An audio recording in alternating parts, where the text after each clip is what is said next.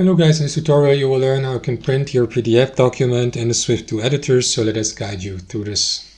So guys, as you can see, I'm inside that example document here on SwifDoo.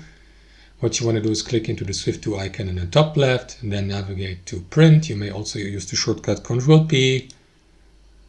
Let me just save these changes and then go through that setup. First and foremost, you can add more files to your printing request.